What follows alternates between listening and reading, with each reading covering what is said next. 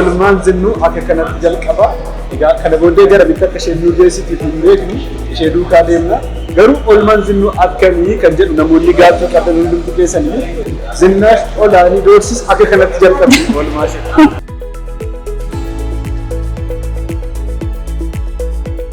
Amma namni akka kanatti yeroo tuffattee dhuftu si argu dhuguma zinnuun ispoortii hojjechaa waltee dhufteedha. Nama ispoortii hojjetu tuffata qaba.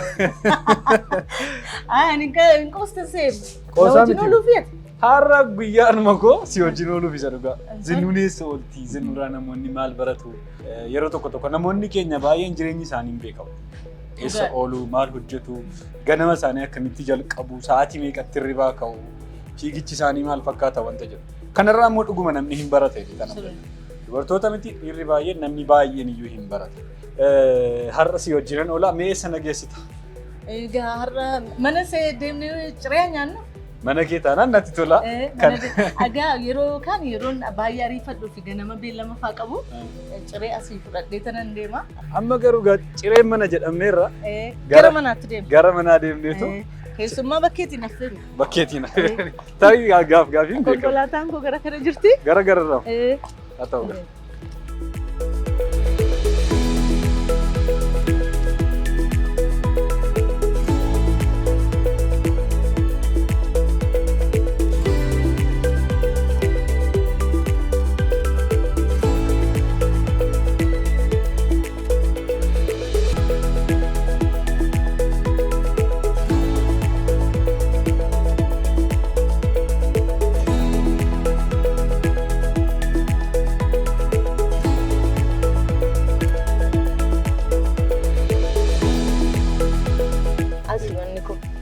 Mana zinnu jechuun asigaa.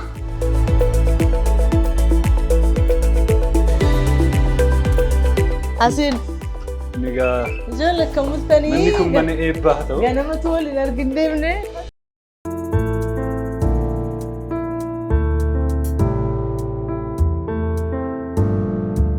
Gammee nyaanna haa galateeffadhu. Galateeffadhu? Tole. Yaa Waaqayyo waa'ee guyyaa kanaaf siif haa galatu.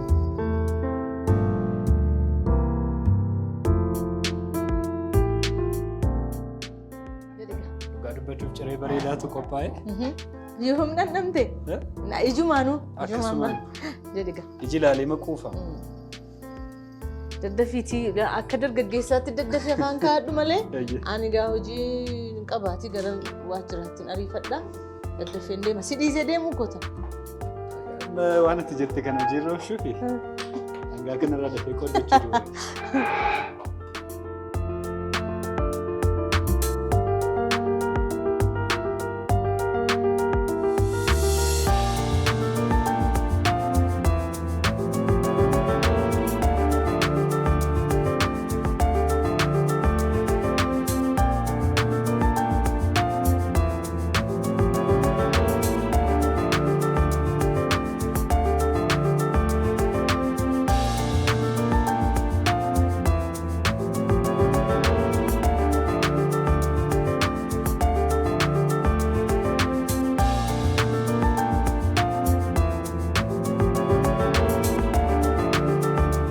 Harka fuunee akkam jirtu bakka jirtan hundumaatti nagaaf fayyaan isiniif haa ta'u jenna kabajamtoota daawwattoota keenya. Egaa guyyaa har'aa sagantaa oolmaa koo jedhu bareedaa isaa hojjechaa jirra. Kan nuun oolaa jirru immoo ganama bareedaan akkasinitti agarsiifne mana ispoortiitii kaasnee ganama isaanii akkamitti akka jalqaban sana booddee garamitti akka deeman nutti agarsiisaa jennee Aadde Zinnaash Olaanii wajjin oolle. Aadde Zinnaash Olaanii eenyu yoo jettanii artiistiidha, gaazexeessituudha, haadha seeraati, ogummaan kan biraas baay'eetu jira. Har'a ganama kana dhangaa kana fakkaatu, ciree kana fakkaatu akkamitti mi'aawu isinitti himuu danda'u dhangaa bareedaa nuuf qopheessanii baay'ee galatoomaa ittiin jenna. Kana booddee mana isaanii keessa gara isaan geessan hin beeknu, kana achi immoo gara waajjiraan fudhatanii deemu ta'ee hin beeknu. Oolmaan keenya har'aa garuu Aadde Zinnaash Olaanii wajjin. Isinis nu wajjin ta'a, nu wajjin oolaa isiniin jenna. Eessayyuu hin dhaqina. Kutaa kana keessa yeroo tokko hojii biirootti numne yoon qabaadhe yookaan immoo bilbilaan yoon akka tasaa hojii natti dhufe amma ariitiidhaan borumtaa waltajjiin jiraachuu danda'a. Boroo ganama sa'aatii akkasitti waltajjii jedhan iddoo kana dhufee waa'ee waltajjichaas teelegiraamiidhaan kan naa ergame baasee nan qophaa'a yoon dubbisuu barbaades dubbiseen gara ciisicha kootiitti tun deemin dura asitti dubbisa. akka biiroo xiqqootti hin fayyadamu jechuudha. Kanaaf yoo adda nama waciin jiru abaluun dhufee si jeeku hin jiru. Waciin jiru waciin hin jiru. Waan tokko hin jiru. Waciis hin qabu. Namni balbalatu hin jiru. Hin jiru. Kanaaf as teessee. As taa'ee waan hundumaa hojjedha. Mana kee keessaa kutaa kan biraa maal nutti agarsiista adda biraa? Kutaa ani jaalladhu kutaa ciisicha kooti. Maaliif jennaan achitti uffadhaa. Achitti amma akka tasaa mana jiimiitiin baa argitee gurra korra lootiin hin jiru. Morma korra faayi hin jiru. Sa'aatiin kaayyanne. Amma sichin faaya kaadhee baa jechuudha hojiif. Kanaafuu manni ciisicha kooti. Bakki uffannaa kooti nan jaalladha baay'ee saaloonii caalaan isan jaalladha. Isa baay'ee jaalladha. Haa ta'u. Tole.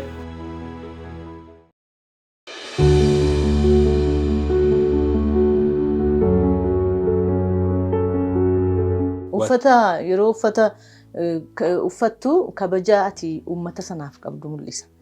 Kabaja ati waltajjii sanaaf qabdu mul'isa. Uffata uffattu irratti. Namni of jaallatu saba isaa jaallata. Namni of kabaju saba isaa kabaja. Kanaafuu kabajni sun isaan mul'ata waan ta'eef ammatuun cidha si waame callistee shurraabii akkasitti cufattee hudii kaa'attee dhuftu. Akkasuma jechuudha. Kanaafuu namoonni akka kootii hojii kana fakkaatu hojjetan dirqama manni isaanii kophee fi uffataan wal dhiphisuun sana. Kanaaf kanneen kun hundumtuu uffata ammayyaati jechuudha. Gara nammoo saanduqi dhaabbii wayii jira gaa achi keessa maaltu jira laata? Achi keessa uffati aadaas jira kan waltajjii garaa garaatti gaggeessu. Kan biraanis wandaboon fa'aa jiru. Iddoo kana kootiitu jira miti. Immoo wandaboo kan akka kana baay'eetu jiru. Inni ilaaltaa? Kun uffata aadaati. Baay'ee bareeda. Uffata aadaatu jira as keessaa uffata akkuma beektu waltajjii irratti uffata aadaan uffadha waan ta'eef. Yeroo baay'ee haalli isaan barbaachisa taanaan uffata kan biraa haallitti uffatamu hin jiru.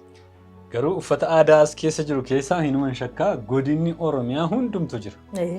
Godinaaleen hundumtu. Hundi jira. Hundumtiyyuu.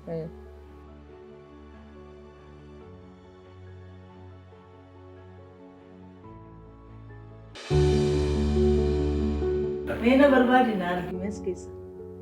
Tarii ishee hammatamtee dhaabattu kana? Alakki. Kastanaan ishee gara abbaa ishee. Ishee gara abbaa kootiin. Ishee gara abbaatiin jirti. Isheen kun isii akkas hin taane. Anadha. Dhugaa? Ana ijoollummaa kootti goofareedha. Goofareedha. Inni sun obboleessa koo hangafa Tashaala Olaaneedhama. Kun Dambidoolloodha. Inni kun Dambidoolloodha. Kanaafuu namoonni ragaa baay'eetu jira jechuudha. Lafatti dhufti bara. Gamme. Egaa ammoo si wajjin oola jettamte. Egaa har'a oolmaa walii wajjin. Ooyaan kun kan laawundarii galuudha achumaani. Nam qaba ka. Maa qabda? Ool silasi. Laaptooppii koo naa qabisiin jedheen ture. Sanan fuudhaa. Ammoo kanan fudhadhaa. Adeemna.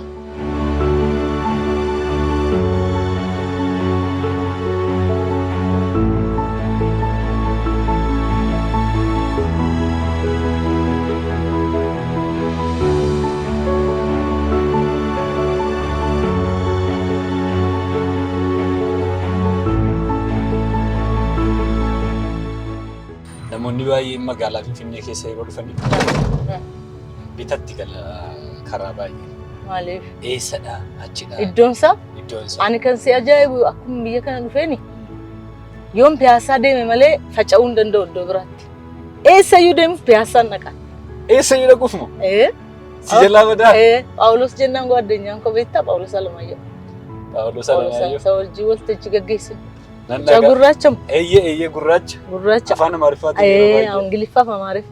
Anaaf inni waggaa 25 oli kan wajjiniin goo addunyaa taa'anii jiran. Wajjin hojjenneeras. Isaa wajjin. Poolee. Iddoo akkasii deemuun barbaada. Piyaasaan jiran jedha. Maal hojii piyaasaa deemuu fedheen iddoo sana. Yoon piyaasaa deeme malee naan gara. Piyaasaatii kaata. Piyaasaatiin ka'a.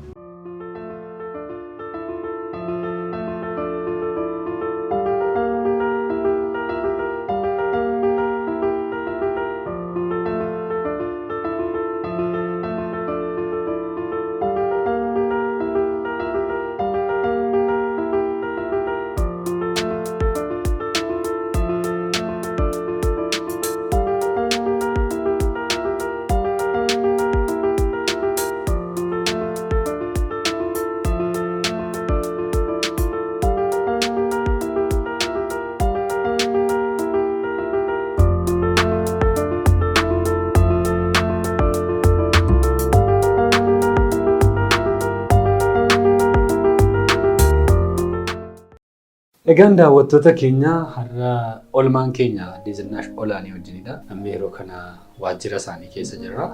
Zinaash Olaanii piroomooshinii bakka jedhamu jechuudha. Bakka isaan itti hojii baay'ee hojjetanii har'a addana keessaa addana hojii isaan qaban isaanii wajjin hirmaachaa irraa maal akka isaan godhan keessummaa isaanii dhimmoota garaagaraa isaanii wajjin raawwachaa irra. Gidduutti immoo mee teenyee waa haasofnaa jennee kunoo teenye jirra. Ammas nu hordofaa. Yeroo si wajjin haasaan waa'ee abbaa kee kaasuu dhiisuun immoo xinnoo tokko dogoggora natti fakkaata. Baay'ee immoo Boolaanii doorsisitti baay'ee boonta. Akka dhiiree tokko godhee guddisee ni jedhu. Waa'ee abbaa kee waa jedhime. Akkuma dhageesse sanadha. Akkan ija jabaadhu, akkan konfidensii horadhu, akkan iddoo kana gahuuf kan na taasise kan saati jechuudha. Abbaan koo guddisumarraayyuu haadha malee na guddisuu jalqabe. Sana booda waddii haati koo dhufte immoo haati koo ishee lammaffaa jechuudha. Isheedhaan haadha koodhaan. Jecha sanamni haadha biddeenaa jedhu sanaan fayyadamuun maaliif isheen ilaallatu waan ta'eef bakka isheen bu'u waan ta'eef. Isheen akka haadhaatti na guddiste naanii tuu isheen hin dhufin durayyuu abbaan koo hojii mana keessaa hojjetaa, cireenaa hojjetaa gara waajjiraatti yeroo deemus na fuudhatee deemaa ture. Isa jalatti waan an guddadheef hawaasa keenya keessatti immoo akkuma ati beektu dhiirummaa jechuun jabdummaa, dhiirummaa jechuun ija jabina, dhiirummaa jechuun waan hundumaa kan danda'u, dubartummaan immoo laafina fakkaata. Kanaafuu abbaan koo isa waan sodaatuuf akkan isa jalaan laafneef jecha ati dhiira, ati goota, ati jabduudha jecha na guddise. Dhiira dheedha inatti maana guddise. Dubartii cimtuudha naan hin jee. Maaliif jennaan sodaata waan ta'eef. Kanaafuu keessa ba'ee mataa koo akka dhiiraatti naa muree surree fi kootii natti uffisee na guddise. Hojii akkuma dhiiraatti nu hojjedha. Dallaa keenya magaalaa Naqamtee yeroo deemtu hin argita mana keenya. Magaalaa Naqamtee ugaaganii dudduuba manni keenya. Yoo deemtu hin argita. Utuu akka ammaa kana dallaan qorqorroos bilookeettis hin ta'in dura dallaa beektamtiin ijjeerama. Muka waleensuu, muka waan adda addaatiin ijjaarama. Isa kana natu ijjeeraa deebisee nan haaromsaa. Manni yoo maragamatee namoota mana hojjetan wajjin akka dhiiraatti dhoqqee yeroon itti dhiitee maragu jira wayyaa. Obbolaa koo laga qarsaa geessee yeroo miicuu jira sanbata. Kun hundumtuu cimina inni hojiin akka nama baasu natti medha. Anamma akkan ija jabaadhee waltajjiirra dhaabadhu kan na taasise gaasheedha abbaa kooti. Mana keessatti Baayibilii dubbisnaan jira. Macaafa qulqulluu natti kennee dubbisi sagalee ol fuudheedha. Ani maatiif hin dubbisa dhaabadhe. Kanaan achitti gaazexaa maxxanseen sarraafaa oduun isin dubbisa ijoollee obbolaa kootiif dubbisaa deemee tanan sarraa kan ka'e as ga'e. Namni na fayyade akka nama fuuldura dhaabadhu akka of ibsuu danda'u akka ija keessa nama laalee dubbadhu na taasiseera waan ta'eef abbaa koo gahee hojii koo keessatti abbaa koo kaasuun aadaadha malee aadi malee miti galatoome. Badhaasota kee baay'eetu jira asirras immoo waan baay'ee ilaalaa oollee garuu kun immoo badhaasa addaa wayitii yoo legend women jedha. Eessaa sii kenname badhaasi bareedaa kun? Badhaasni kun badhaasa kanatti biiroo dhimma dubartootaaf daa'immanii Oromiyaa. Saantu sii kenne? Saantu namoota dhiibbaa namarratti uumuu danda'an fakkeenya ta'uu danda'an dubartoota muraasa badhaasanii turanii baruma darbe kana dubartoota namoota jijjiiruu danda'an namni isaanirraa waa barachuu danda'u jechuudhaan biiroon dhimma dubartootaaf daa'immanii Oromiyaa kan na badhaasedha. Zinaash amma gaa akkaataa itti hojii jalqabde wanta baay'ee yeroo garaagaraas dubbatteettu. Hojii maal fa'aa hojjetti Zinaash? Maal hojjetti yoo jedhame hojii maal fa'aa hojjetti? Beeksisa nan hojjedha. Faanaa irratti miiltoo faanaa daqiiqaa sa'aatii tokkoof qilleensarra kan turu jira laayivii isa nan hojjedha dookumantarii fiilmii nan hojjedha sagantaa safuu seeraa nan hojjedha MCdha waltajjii nan gaggeessaa dookumantarii fiilmii siin jedheera beeksisa teelee immoo waajjirri jira waanan agriimentii waggaa 10 qabuuf isaaniin yerootti akka na waamaniin sa'aatii mana waamanitti ka'ee fiigee dhaqee nan hojjedha. Kana gaa. Kanaaf inni kun baay'ee hojii kee kana keessaa kanan jaalladhattee kan adda baastee dubbattu qabda? Walumatti tokkodha inni kun. Baay'ee miti waan ta'eef walumatti tokko kun. Kun ambareellaa yookaan immoo dibaabee tokko jala jira waan ta'eef adda addan ba'u. Hojii ma'aartiiti. Innan dookumantarii jedhus innan ivantii orgaanaayiz godhus nan beeksisa hojjedhus hundumti isaa tokkumadha. Mee waa'ee safuu seeraatti deema. Safuu seeraa akkati seera baratteetta. Seera baratteetta. Yuunivarsiitii Baardaarraa baratte akka kana eeyyee. Isa sanaan wal qabatee waggaa meeqaaf hojjetame sagantaan kun bu'aan ni buusee deebiin jiru yaadii uummataa maal fakkaatan? 2006 reediyoo irra jalqabamee sana booda gara televezyiiniittis dhufee OBN irratti ture. Isaanii wajjin hojjechaan ture. Bu'aa gaarii qaba ture. Hawaasni dhaggeeffata, hin daawwata, hin dhufa gara stuudiyoo gara OBN deemuu isaanis ragaa ba'uu danda'u. Gara deemanis sagantaan safuu seeraa miirra jedhu amma immoo faanaarra jira. Wanti guddaan maallaqa irraa argannu tun ta'e argiteetta kiruu as keessa jiru. Sagantaa safuu seeraaf dhufanii kiruun sun maallaqa argame hirannee maddaan baana miti. Garuu isa qofaatu hin ta'in namni rakkoo isaa sitti mata. Duratti mucayyoon yeroo natti himtu argiteetta yoo ta'e rakkoo gurguddaa ciccimaan dhufa. Rakkoo sana hiikuu danda'u waan guddaadha. Sitti mata. Yooti furuullee baatte yooti dhaggeeffattu namni itti tola. Nama dhaggeeffachuun ofiisaatiiyyuu wal'aansa sammuuti. Kanaafuu sitti mataa amma keezii ciccimaatu dhufa. Keezii fokkisaa mataas dhukkubsu dhufa. Isa kana nama dhageessee yoo dandeesse furuu yoo hin dandeenye immoo namichuma dhaggeeffachuun waan tokko waan ta'eef baay'ee nutti tola.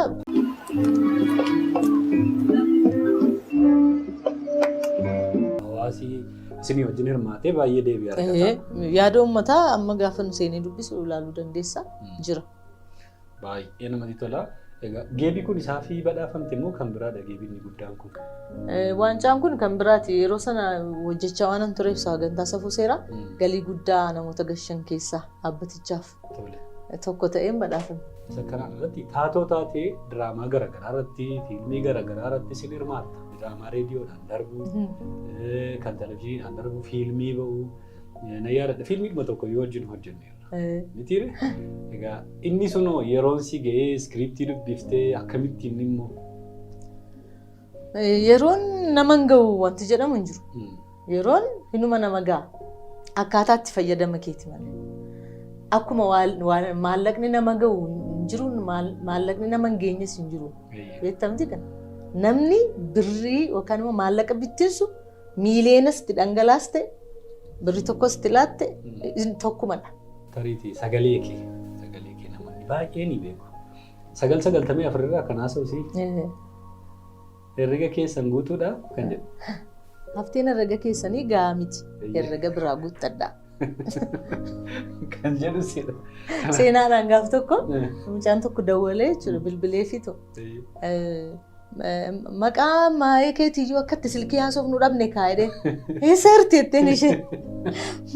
Booda herrega guuttadheennaan hafteen herrega keessanii gahaa miti herrega biraa guuttadhaa naan jettee maqaa ishee akkatti sii bilbiluu dhabe naan jedhee jette. Sitiyyuu isa kanas maqanaafi hojii teelee wajjin hojjettu keessaa tokkodha. Beeksisa garaagaraa hojjette egaa wanta baay'eetu jira. Kun hundumtuutu jiru. Addee Zinaash yeroo bashannaan qabu. Yeroo bashannanaa? Kunuus bashannanaan jiru ansi wajjin. Dibaree bashannanii kana caaleen jiru. Walitti dhufeenya hojjettoota wajjin qabdu hojjettoonni akkamii as keessaa hin dhufu hin ajajamu namuu waa'ee isaanii waan dubbattu mala. Hojjettoota asiiti? Ankoomo. Ajajaaf ajajamaan hin jiru kaas malee dhuma ajajamu. Garuu asii amma fakkeenyaaf daraartuun guyyaa waraabbii guyyaa lama darbuu hin qabu. Kaawwii kibxata yookaan roobii. Roobiif kibxata keessaa isheetu murteessee na gaafatte. Nuuni hunduma biratti osoo nas hin dhufiin illee mana keenya teenyee akka haadha keenyaatti akka jira miti akkuma addaatti fira nutti fakkaatti mana teenyee yeroo laallu jechuudha. Zunnuu jechuun kutattuu, onnattuu nuti immoo asitti yeroo hojjennu akka hojjetaaf hojjechiisaatu osoo hin ta'in akka haadhaatti, akka obboleettiitti, akka barsiistuuttidha kan isheen nu wajjiniin hojjettu ishee wajjiniin hojjennu jechuudha. Zunnuu jechuun nama cimtuu fakkeenya dubartoota hundaa karaa kamiiniyyuu ta'uu danda'a. Hojii isa kana duwwaa osoo hin ta'in hojiilee isheen hojjettu baay'een gama miidiyaan duwwaa osoo hin ta'in waan baay'een argina waan ta'eef yeroo isheen hojjettu waa hunda wal faana kan hojjechuu dandeessu hojii baay'ee al tokkotti kan dalaguu dandeessu dubartii addaati keessumaayyuu akka haadha keenyaatti akka obboleettii keenyaatti fakkeenya kan nu taatu nama addaati onnattuudhaan jedhan. Isa malee immoo ijoollee lama qabdati ilmi keenya tokko addana jira. Mee waa'ee isaa waanti nuun hin jiru. Naa'ol hojii hojjetaa mana kana satu maaneej godhaa satu gaggeessaa jira. Kaameraa barateera ogeessa kaameraati daayireekti godhaa. Kana malees immoo eediitisiin godhaa. Xiqqoo ishee mana mootummaa waan hin hojjenneef konteentii kutuu irratti waan isa rakkisuuf isa kana natu isa deeggara. Malee eediit hunduma isaa hin godhaa waan kaan hin hojjeta. Amma inni naaga'eera waan ta'eef mana kana satu handil gochaa jira jechuudha. Maqaan koo Naa'ol Girmaa jedhama. Mucaa Zinnaash Olaaniiti. Hojii ga'een koo kaampaanii isaa akka toora qabatuuf godhee nan qabaa jechuudha. Yoo barbaachises waan hundumayyuu nan tajaajila jechuudha. Waan na ajajjees nan hojjedhaa. Ediitis yoo jiraate nan hojjedhaa. Kaameraas yoo jiraate nan hojjedhaa. Akka namaaf gaafa ibsu dubartii cimtuudha baay'ee jechuudha. Haadhas cimtuudha. Waan baay'ee gooti. Iddoo tokko dhaabbattee waan baay'ee yaaddi. Jechuun amma argitee taati miti ganama baatee akkas hojjette ammayyuu ganama iddoo gara biraa deemtee hojii hojjetti baay'ee cimtuudha. Garuu ani kan jedhu kireeditii amma hojjettee baay'ee waa'ee ishee hin dubbatamne. Namni immoo gaafa dubbatama miti. Gaafa waan ta'u dubbatama. Isheen of ibsuu hin dandeessu. Ofuma hojjettee galti malee garuu namni akka keessan dhufee waa'ee ishee akka baasuun barbaada jechuudha. Nutis jirra. Baasnaa walii wajjin isinis itti cimaa bakka antanaan ishee aba'u hojiin ishee maal akka hojjettaa turte ammayyuu maal akka hojjechaa jirtu isa akka dubbatamuun barbaada. Mudannoo addaa maal qabdi? Waltajjii gaggeessituu ta'uu danda'a, wantoota biraa hojjetuu ta'uu danda'a. Mudannoo ati hin raafanne maal jedha? Ani mudannoon qabu marga dheeraa keessa akkasitiin deemaa turre. Marga dheericha keessa edaa goondaana seeneera. Nargineen barreen atuu waltajjii gaggeessee simadhaa maarree dheedeetu naasa'u goondaana ciniin. Akka goondaana ciniin naa galeera na. Asis addoo kana na ciniine. Garuu akkas godhachuuf hin dandeenye. Too iddoo biraa ta'e akkasillee godhatta beektaa. Tollee siiqeera ta'e. Waanuma biraa akkuma namallee. As na ciniine. Akka goondaa ta'e naa galeera. Iddoo ishees naa dhufteetti iddoon ishees marga keessa deemaa waan hin ture. Baadiyyaa keessa deemna mitiidha. Calluma dhee obsee akka barbaade haa ta'u dinni haasicha fixee booda ol fuudhees ofirraan buqqisne. Achumatti qimmiideetu akka isheen nan ciniinne. Nan ciniinne godhee sannii ishee yaada irraanfadhu yommuu. Kanuma kana hin jireenis mudannoo baay'eetu jira. Sagantaan kee kana booddee jiru maali? Sagantaan koo kana booddee jiru sagantaa safuu seeraan beeksisa ogeessonni kaameraa istuudiyootti na eegaa yeroo argitaniittu sintu na qabe malee sana booda isa xumuree ka'een gara mana rifeensaa deemu. Mana rifeensaa deemeen oduu galgalaaf qophaa'u narra jiraata. Rifeensi koon hojjetamne akkuma argitu kan har'a galgala oduun dubbisa waan ta'eef miiltoon gaggeessaa faanaatti gara sanan deema. Amma sa'aatii tokkotti achi tureen sa'aatii tokko booda baheen gara mana koo kanan galu. Har'a akkasii jechuudha. Har'a akkasii. Egaa akka kana. Har'a hojii salphaan qabayyuu. Gidduutti beeksisni hin jiru. Nama tokko intarvii kenneera miti gidduutti. Kanaaf gidduutti beeksisni hin jiru. Gara teelee hin deemne, gara iddoo biraa hin deemne har'a hojii munaa salphateera yaada. Rabbiif galatuun carraa qabeeyyiidha. Egaa daawwattoota keenya amma ammaatti akka nuun haasofnedha. Asii kaan immoo gara isaan jiranitti deemna. Amma gara istuudiyoo isaanii lafa waraabbii deemna. Sana booddee isaan mana rifeensaa deemu. Deebinee immoo gara faanaa istuudiyoo deemnee hojii miiltoo isaan geggeessan immoo isaanii wajjin isinitti agarsiifna. Akkasiin sagantaa kana jaallataa jirtan abdii guddaa qabna. Oolmaan Aadde Zinnaash kana fakkaata gaa amma ammaatti isa kana booddees nu wajjin turaa isiniin jenna. Ulfaadhaa.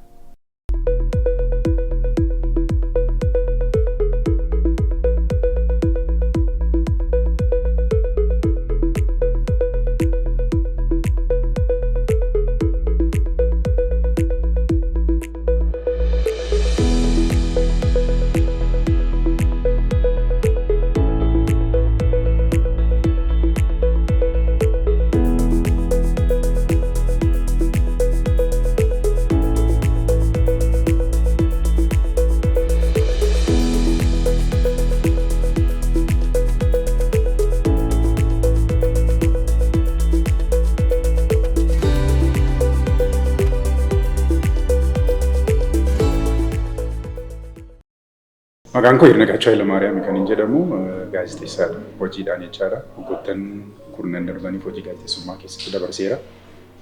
Zinaash namoonni baay'een isaanii amma Oromiyaa keessatti gaazexeessitoota beektanii ituu akka eenyu ta'uu barbaaddu jedhanii gaafataniiti namoota jalqaba irratti kaane keessaati. Zinaash Olaanii ijoollummaa keenya irraati kaasanii durii kaasee anaan yoo na gaafatte fakkeenyaaf baay'inaan dhangaa irratti kan beeknuuni. Naannoo Oromiyaatiin alattis namoota afaan Oromoo hin dubbanneetiin alattis illee ituu gaafatteeti gaazexeessitoota afaan Oromootiin dubbatanii keessaati eenyutu jettee gaafatteeni Zinaash jechuun isaanii nooluu ichaadhaan. Maqaan koo Obsee Waggaariin jedhama gaazexeessituudha. Zinnaashin mo'amnu maqaa ishee Zinnuu jennaani. Zinnuun hojiidhaaf yeroo gara kana dhuftu ganaa yeroo isheen biiroo keessan seeniin kan sagalee ishee bakka irraatii dhageenyu kokkolfaa yeroo isheen gaddiftoota akka dhageessin beeku taxxabachaadha nama hundumaa maqaadhaan waamtee kan isheen dubbistu itti dhiyeenya akka hiriyaattidha kan isheen namitti siqtu keessumattuu akka nama guddaatti yeroo isheen sosochootu argeen beeku akkuma hiriyaa keetti isa guddaattis isa xiqqaattis sadarkaa yookaan ammoo leeveliitti irra jirtuun kan isheen siqtu amalli ishee amala baay'ee namatti tolu amala gaarii nama qabdudha. Gaazexeessituu waan hundaan guutamtu ituun jedheeniiti ani Zinnaashiin ibsaan jedheeni kan hin yaadu. Ati fakkeenya nama hundaati umrii dheeraa fayyaa wajjiniin rabbisiif halaatin jedha. Maal hojjechaa jirta gaama Zinnu? Amma odeeffannoo miiltoo faanaa kanarraa kan qopheessitoonni qopheessan kunnoon sabaayiluun qopheesse sana warri kaanis qopheessan isanii akkanaaf mijatutti ilaallachaa jira. Booda kaara natti hin taaneef takkaan ilaala isa qopheessitoonni qopheessan. Sana booda ooneerin seenaa anaafatti garuu asumattuutu nu ga'ee wayya fakkaata. Nu wajjin ooluu kee fi sagantaa oolmaa koorratti tolee jettee hirmaachuu kee fi maqaa daawwattoota sagantaa kanaatiin guddaa godheensi galateeffadha. Galatoomiyatis. Dhumarratti tarii waan jettu yoo qabaatte carraasii kenna. Waan hin jedhullee yoon qabaachuu baadhe waan hin jedhus qaba. Namni hundumtuu bakka itti hirmaatetti akka cimee hojjetuun gorsa.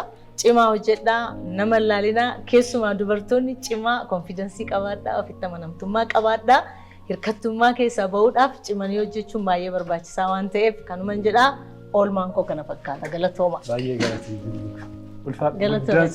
Ulfaadhu nagaan gali. Galatooma.